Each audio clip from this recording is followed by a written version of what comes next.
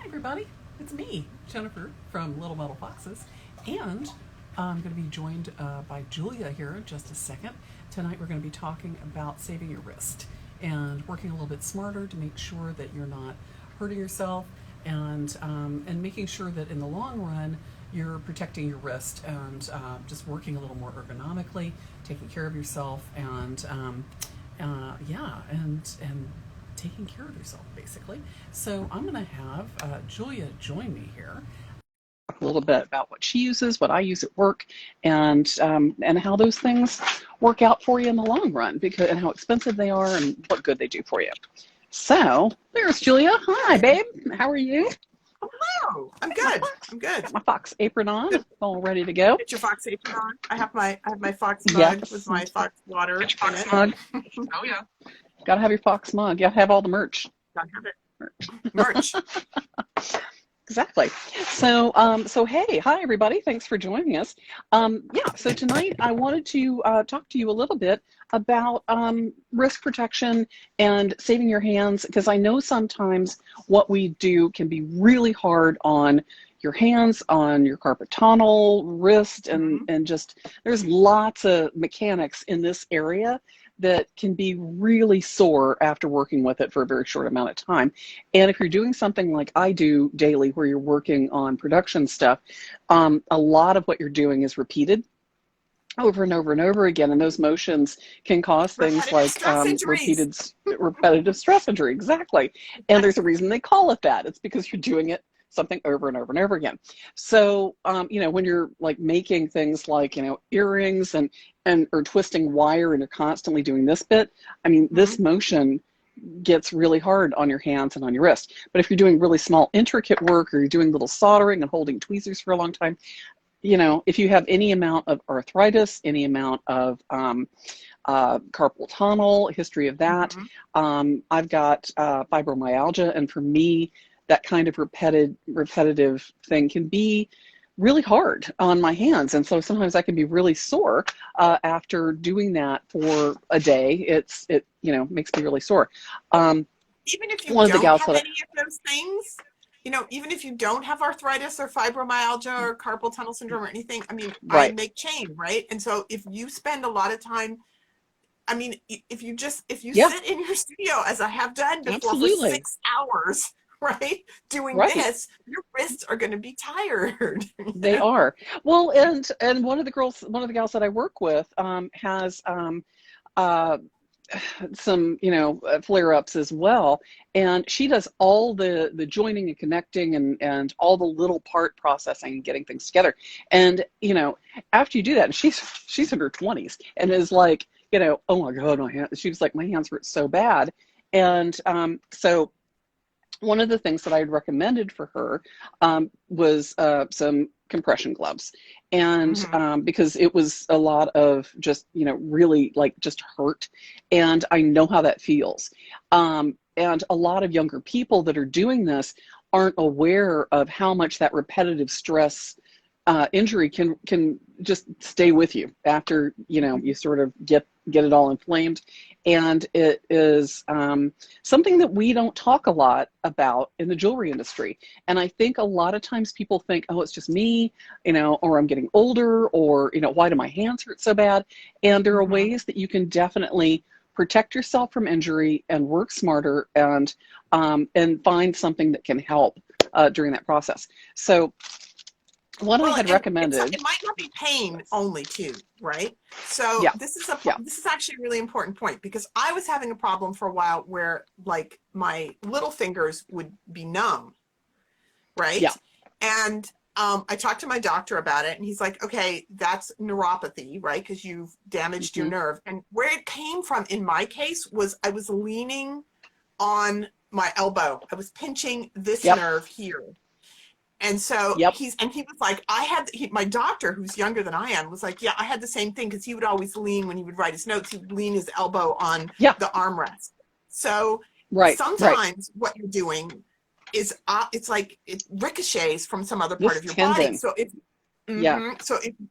some of what you need to do is protect yourself from hard surfaces. You know, put yourself a Here, little cushion. from here Yeah, get a to little eye here. pillow or something and put it under All your the way from elbow, here to or here. like, yeah, Yeah. exactly. So, Yeah. and if So you're having one of the things that numbness, I that is an do, issue too. yeah. And one of the things that I have found that that is helpful, and I've had several people that are physical therapists take classes with me, and have have suggested things, and we'll talk to you about sitting up properly, and that your posture is really important. And one of the things I don't think I've shared Sawing. with the sawing can be really hard, In the and your wrong posture position there. when they're sawing. But a lot of jewelers' desks actually have, if you look at the jeweler's bench, there are two little like 1-inch boards that come out of the bench, and those are especially for, and those are so that you can rest those are arm rest, so you can work and not like hunch over. So it gets you sitting up, but those are arm rest. And so what you can do, you can get those gel pads, like for computers. Those work great, like the wrist gels. For the computer, those work great. Yeah. So the other thing is, I should get those, because you can see my bench doesn't have them. I should get some. Oh yeah, there you go. So one of the people was saying, my last two fingers on my hand always goes numb, and it may be because you're pressing against that tendon. Yep. And that can be really hard. So you might need to just change your position a little bit, and find a place where you're not doing that. I find when I'm soldering, I'm trying to rest my arm like right there, and same thing with that finger. So I usually have to like turn things around so I'm not like resting my arm right in that spot. But the one thing that I have found is that the copper compression gloves work great. And especially if you're sore later. The copper compression gloves. Well, there's they contain like a copper material, and copper compression gloves. Because I have these, which are Handy's craft gloves. No copper. These are like copper compression, and there's a company that makes these for the sports industry. It's called Tommy Copper, and but I got these on. I love these because these are like mine are half finger gloves, because mine goes into my fingers a little bit, and it has a long wrist on it. So I like this because it has, and the copper actually, theoretically, helps to do a couple of things. It helps to sort of move the blood and energy around a little bit better in your hands. But compression gloves are especially good in the same way that like compression socks work, that they help to get the blood flowing to those places and reduce the swelling. And just a little bit of that pressure on your hands can be really helpful. And I got mine on Amazon, and they were like $16. I love that yours are longer, and they have a longer wrist. These are like these are for a comfortable way to reduce hand stress, cramping, and pain associated with general craft activities. Also ideal for computer use. But they are. But I mean, if you've got these are like a compression hose. So and like yours. And if you've got some tendonitis, if you have some soreness, if you have some arthritis, if you have fibro, if you're doing something repeatedly, like Heidi and I are at work doing production stuff, and just holding on to stuff, this can really help a lot while you're working. It reduces that amount of just gets the blood flowing and reduces the amount of pain that you're going to have later on. Some people, and Heidi actually will sleep in these when she's really sore, and just because it helps reduce the swelling. But it's great for the tendonitis stuff. It's great for the carpal tunnel stuff. And you can actually, that was what I was going to say. The wrist supports that are much sturdier. You can get wrist supports that are just for the wrist. Yeah. And you can get the ones that just go like around the thumb and the wrist, which are really nice too. These, I have two of them, because after I was having that neuropathy in my elbow, caused by my elbow, it was exacerbated by the fact that I would sleep like this. I would sleep with my wrist bent. And so if I was sleeping with my wrist bent, it was also pinching and compressing everything. And so my doctor was like, get some wrist supports. And I got these are, you know, I got them at like Rite Aid or someplace. Get some wrist supports and wear these at night so that it forces you to keep your wrists straight. So if you're having problems with your wrists and your wrists are sore, it's not a bad idea to have, at least for the hand that you're really struggling with, or in my case, I had but two. This has a stiff shank in here, and then it also has like cushy stuff in the palm area. You know, and here's I don't wear them anymore because I actually got better, you know? Well, and here's the thing, you know, if you are having neuropathy, if you are having pain that, you know, you're not sure about, always check with your doctor, because they are, absolutely, talk to your doctor and see what they say. But as somebody who's been working in the industry for a long time and doing a lot of stuff that I've just found, this is a good solution for me. And it's, you know, I feel like I've got like jazz hands. Yeah, mine aren't as cool as yours. So mine are like white lady flesh colored. Yeah. And these, you can get them in lots of fancy colors too. Lots of different, you know, compression gloves in lots of fancy colors. So, because fancy colors are awesome. Who doesn't want compression gloves in fancy colors? What's really fun is if you have the, you know, the fancier ones, you can, you know, do like jazz hands at work while you're like, you know. Nice. But yeah, you know, I mean, I was having a lot of stiffness in my hand this week, and you know, and this is my go-to for that. And I got them for Heidi's birthday about a year ago, and they have made a huge difference for her. But if you're in a situation where you're working for a company that, you know, there's a bunch of bench jewelers, ask them just as a something that would help everybody, you know, as a preventative injury thing, so that people aren't like, you know, L&I claims for repetitive stress injury. Yeah, you know, if you're employing people, to prevent it than this to fix it. Yeah. So for those of you that are employing people, this is $16 worth of, you know, kind of like help, you know, it's a really good gesture. And if you've got some people that are doing a lot of application, putting things together, you know, do that for them. Just, you know, be a good boss and help them out a little bit. So yeah, sleeping impression has really helped.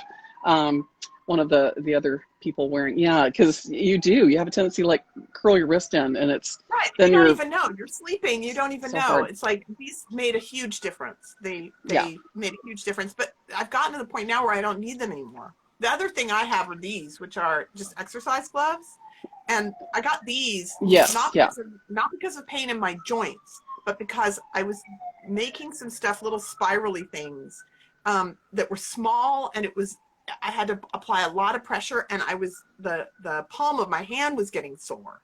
So I got, you know, these are exercise gloves that have like a leather palm. They were cheap. You know, I got them at like Big Five. And if you're doing a lot of gripping, those can be really good too.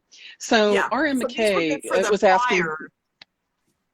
Yeah. Sorry, go ahead. R.M. McKay was asking, do you think that the numbing in the last two fingers, and you may have missed it, but Julia was just talking about how the nerve damage down the tendon is from resting, and I get this every now and then if I'm resting my arm and working on something and supporting my arm for a long amount of time, because your tendon runs from your elbow all the way down your wrist. So if you're supporting your arm while you're working and sitting there for a long time, like with the bench right here or your bench pen right there and working on stuff, that tendon runs right through there. Those nerves run right through this spot on your arm. So if you're resting that spot a lot, get some arm supports, get some gel supports. You can get those for computers at like Office Max and stuff, and that'll help, I think, with that. But again, you know, if you're having some neuropathy or if you're having stuff that doesn't go away, definitely check with your doctor. Talk to your doctor. Absolutely. Because it could be. I mean, tell your doctor what you do for a living, and tell your doctor, you know, absolutely. Because I've worked a lot on the computer, and my doctor was like, yeah, if you've got your arms, you know, your elbows resting on the armrests on the chair, you're pinching that nerve where the nerves and the tendons all have to go past this one spot on your elbow, then that will cause your a lot of nerve bundles right there. Right. Yeah. And then I told him So I sleep and like it's weird this. too And because he was like, yeah, you don't have a lot of nerves like right in the end of your elbow, but it's like uh-uh. everything runs like inside of it, right where your funny bone is, but it goes all the way up your hand, you know, and there's so many there's like I said, there's so much mechanics that goes from here to here that allows us to do crazy and Mm-hmm. wonderful things with our hands. So, you know, finding a way that you can do that comfortably, reduce some of the pain and swelling. You know, be careful if you're doing a lot of repetitive work. And, you know, if you've got We'll take somebody that's breaks like, too, you know, like switch it up. yes, You're doing I was about to repetitive say that. I stuff. was about to say that. Yeah, sorry, I didn't mean to, steal your thunder. But yeah, it's like interval Yeah. training, don't do exactly the Yeah. same thing for 6 hours. Try to switch it up every 20 minutes or so, and that will Right. help you. And, you know, even if I'm starting to feel like I've got like some, a little bit of, you know, neuropathy or swelling or soreness going on, and I get this sometimes when I'm soldering just because of the way I'm bracing my arm. So what I'll have to do is like shake out my arm and like stretch and do some, you know, do some hand stretches and get things sort of moving around. Get up, go for a walk, you know, take the dog out, walk the dog. But, you know, do some, you know, flex exercises in the doorway, do some, you know, stretching to open my chest up because, you know, you're sitting hunched over for so long. So if you just can stand in a doorway and kind of like brace yourself in a doorway and lean forward with your elbows against the thing and kind of stretch, it really helps open this section of your chest up. And I'll do it down below. So it opens up the my back as well and my shoulders. But just sort of getting some motion going on while you're working will definitely help with that. One of the motion experts and physical therapists when I was working for another company actually came to talk to us about some of the exercises that are really good for this particular situation because if you're standing there working all day or working at a bench and hunched over or at a computer, there are a couple of things you can do. So grab like a hand towel or a shop rag and twist it up really tight, like so. Do you have one, Julia? That you can twist up? Get one. If you're watching, the people that are out there watching, go do this. So grab your towel like that and twist it up really tight so it gets a little springy, right? And so what you do is straight out in front of your shoulders, you just go, you pull, and you can see on my apron how much that's changing, but I can feel that in my shoulders. So it's like straight out from my shoulders and just like pull, pull, pull, pull, and do that like 10 times. I can feel that in my back. So that's thing one. Then do up straight up above and do that there, right?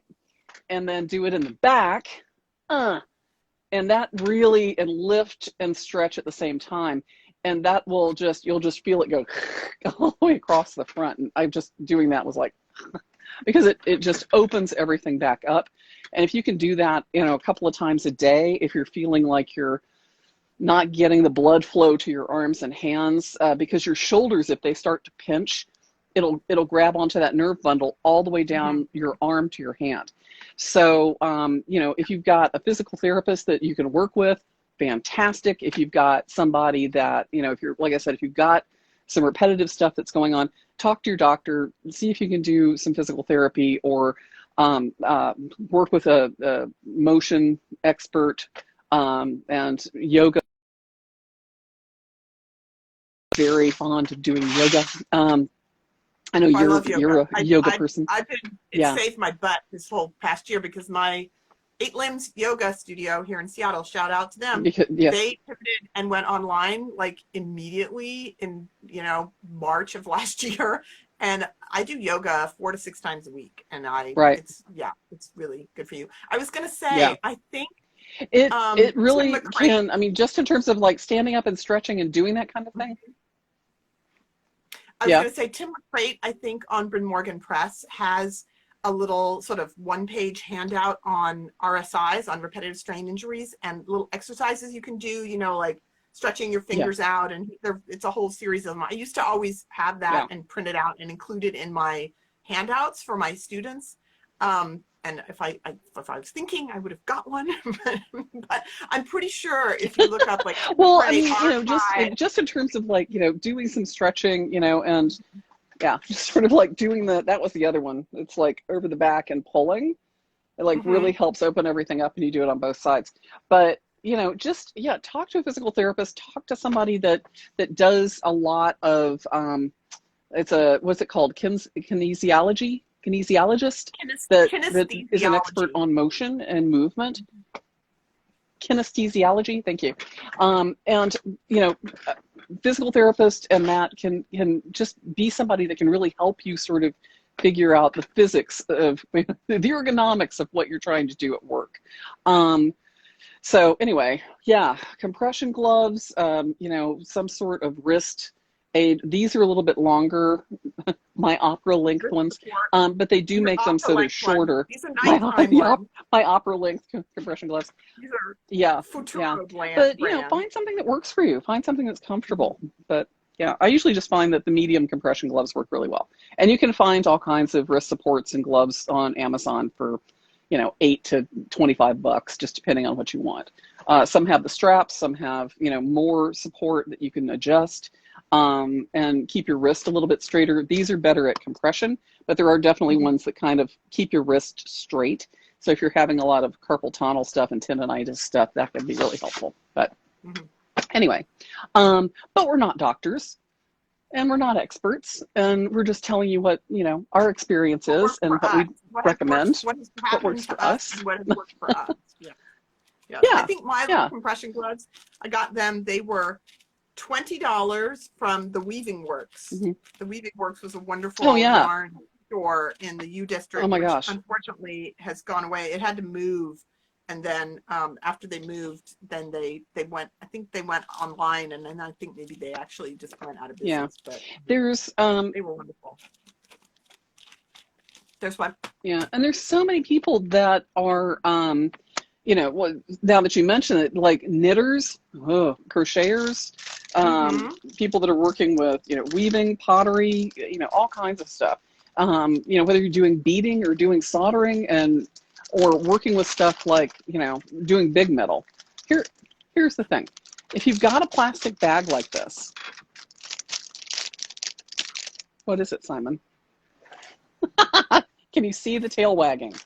What is that? I can. It's not for a dog. It could be treats. It's like anything that's in a crinkly, he'll wake up out of a dead sleep and like sleepwalk to me if he hears a bag crinkle. It's not for dogs. But so in terms of talking about, I just, take care of yourself. And if you're uncomfortable, if you're feeling pain, if you're feeling neuropathy, you may want to reevaluate the way you're sitting or the way that you're working a little bit. The other thing you can do is if you're doing something that you're holding a small tool a lot, is make the small tool fatter so you can wrap. You're breaking up like a little bit, Julia. I'm sorry. If you roll, you can wrap.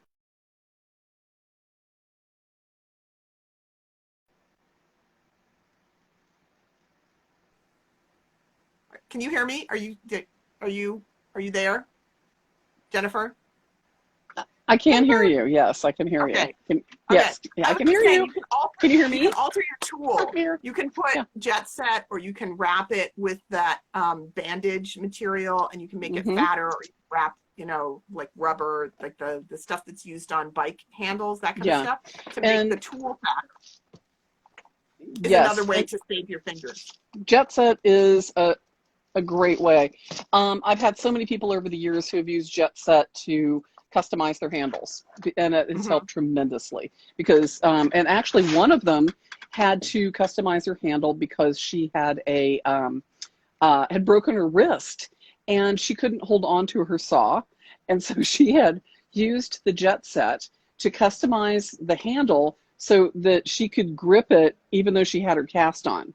So she made like, a nice size thing, and it sort of cupped around her wrist so she could actually make the motion without having to but basically she'd broken these bones and needed a way she could use her fingers, but couldn't like onto something or move her wrist. So she just sort of used the jet set to mold it around her cast so that she could saw. But she was in class. She was taking classes at one of the colleges. That's real dedication. Yeah. She was like, I can figure this out. But yeah, and I've had many students over the years who have had, loss of a limb and or have had a medical issue that they've had to figure out, because of, the lack of sensitivity or motion in their hands. And, where there's a will, there's a way, but long story short, take care of yourself, right? You can find a way to do this. So, yeah, but that's our tool tip for tonight. Compression gloves and taking care of your wrist and arms and hands, and these are the best jewelry tools you're ever going to have. So yeah. Oh yeah. So take good care of them. Yeah. Yeah, your hands and your eyes. You need those. Yeah. Yeah. But the copper compression gloves, I really like this one. So, cool. So, hey, you know what's coming up tomorrow? One of the guys was mentioning that he was getting numb from doing a lot of stone setting, and I see you. I know how you feel. And we're going to be doing bezels tomorrow night. So better bezels, making your bezels perfect. And I have said this a million times, but I'll say it again. Bezels are hard. And if anybody has told you in an intro to jewelry class that bezels are easy and you're learning them in intro because they're a basic skill, they're lying to you. Because either that's what they were taught, but I really think learning bezels in intro to jewelry is a way to weed out the weak, because it's just hard, and you can do the soldering. Yeah, you can do the soldering. There's a lot of cutting, soldering, measuring, getting things right, and you can get the stone in place. And all those are really good jewelry practices. That's why it's in an intro class. It's not because it's an easy skill to learn, but what most people don't do is the finishing that takes it to the professional level. And there are lots of customized bezels and lots of things about bezels that you don't learn in like intro classes that I want to really touch base with. And, ways to sort of make it your own. How to solder. Pretty much, yeah. How to cut, shape, solder. Yeah. You're not learning about how to actually do a bezel. Right? Yeah, or how to do a professional level bezel.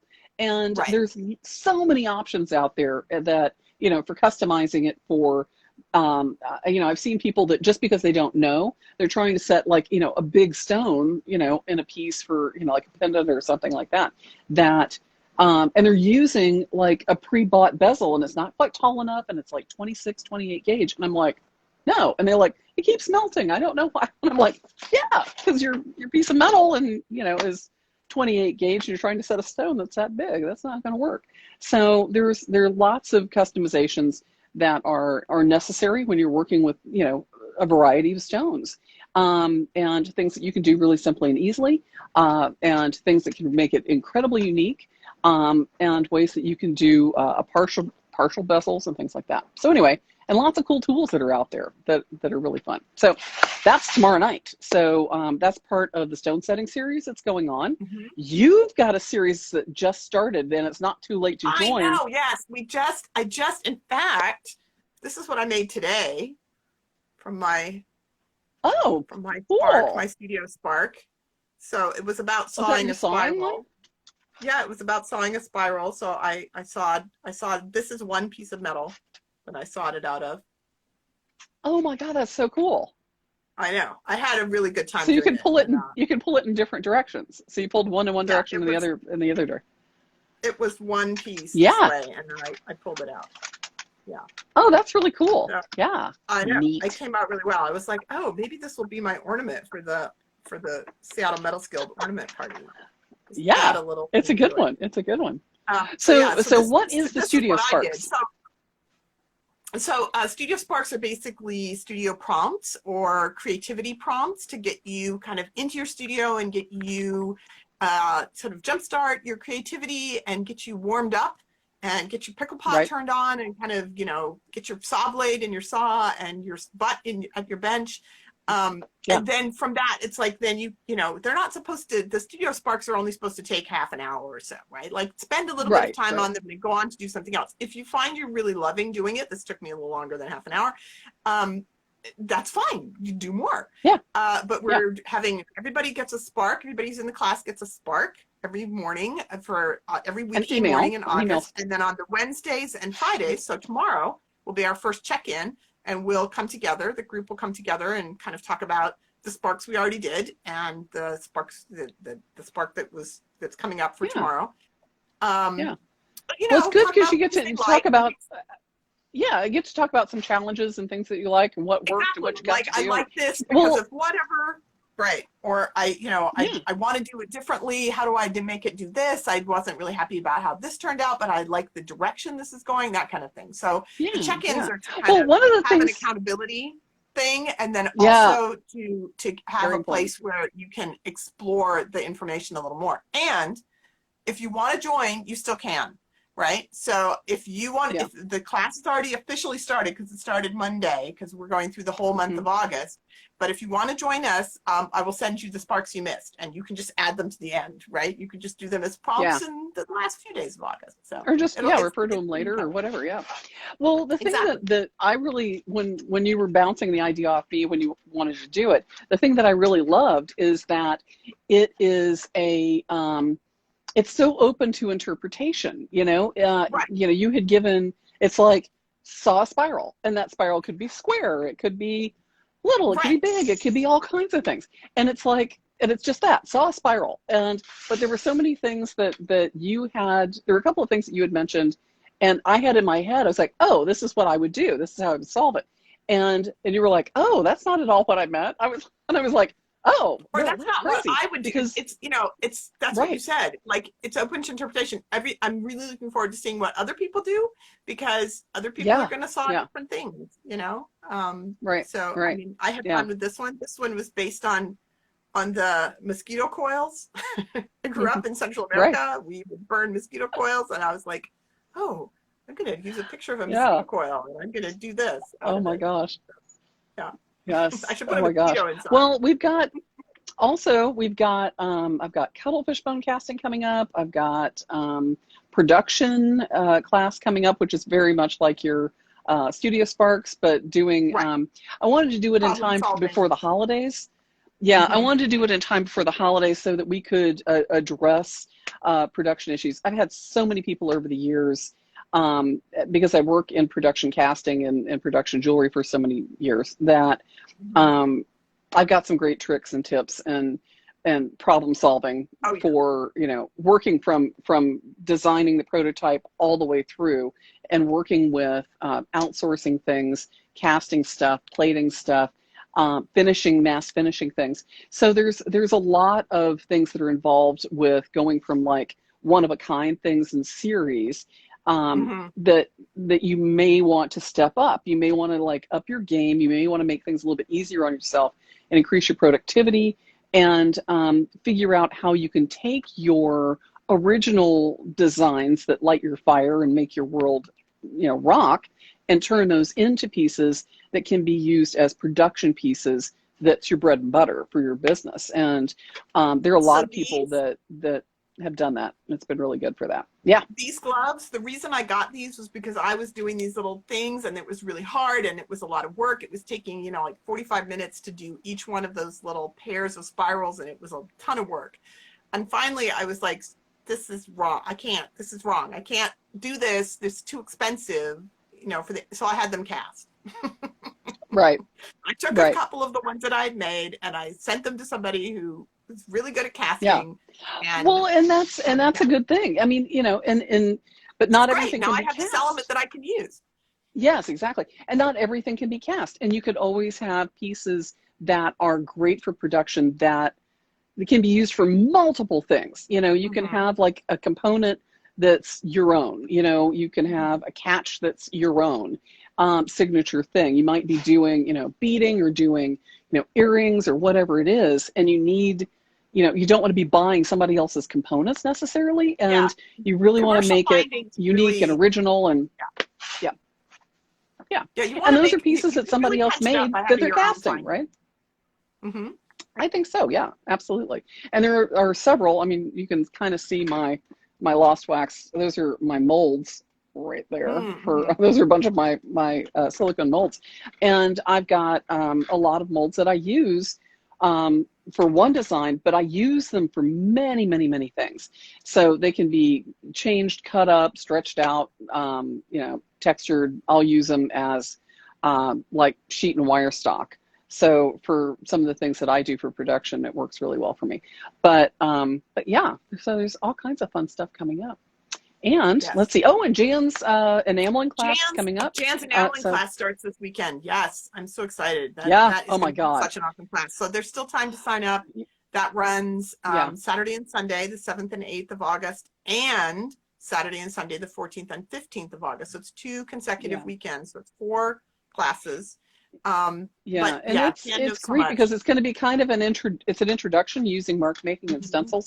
But for people who don't have their setup yet, who are maybe working in at a school studio and are working at somebody else's studio and don't have a kiln and that kind of thing, it's not something that you necessarily have to do in your own studio, but learning those skills that you can apply later can give you a huge amount of knowledge that you can take and use down the road. And all of the classes are recorded, so you've got 30 days of access to the classes as well, which is really good. We've had a number of people, because summer, people are busy and forget, or they'll, have plans and double book things, or, maybe you're still on the fence about the kiln that you want to get. And so come take the class, talk to Jan, get her handout about kilns, discuss where you are, what kind of work you want to do, and then you'll have enough time to, ask all those amazing questions of Jan when you have her there. And then you'll have time health and safety and everything. Right. And then still practice within the month that you've got access to the video. So Yeah, absolutely. It's a good deal. And even if you're somebody that's been doing enamels and you want to up your game, she's your gal. She's your gal. Sure. Yeah, she will help you. Well, great. Anything else we need to talk about? Well, you have a whole stone setting series coming up, which you're doing in the month of August. There are a couple more classes. I'm doing Make Your Mark, Stamps and Punches in late August. And then in the beginning of September, we're doing kind of a back to school weekend. Oh, yes. You're doing the solder inlay. Yeah. You're doing solder inlay let's see, when is that? When is that? At the 29th, almost the very last day of August. So you're doing solder inlay on August 29th. Yeah, adding gold. Great. Don't those look really good? Does it look familiar? Awesome. Those were pieces that I had etched and then gave them to Jennifer to it was an etched plate, pattern plate that then I roll printed onto copper. That's the roll printed piece.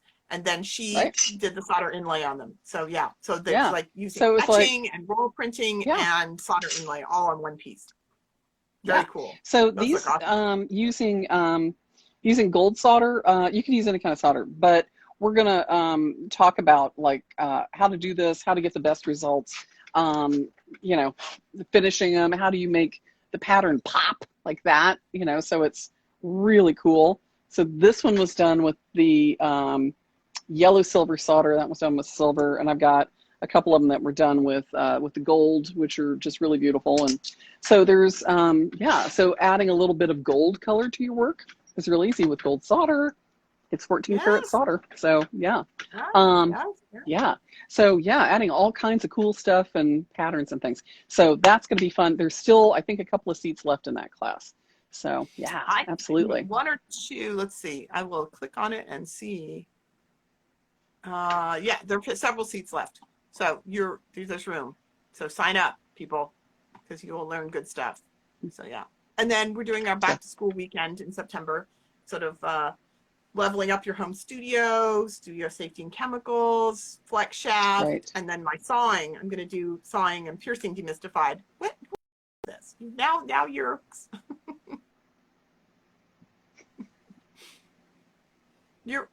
That's pretty cute. What?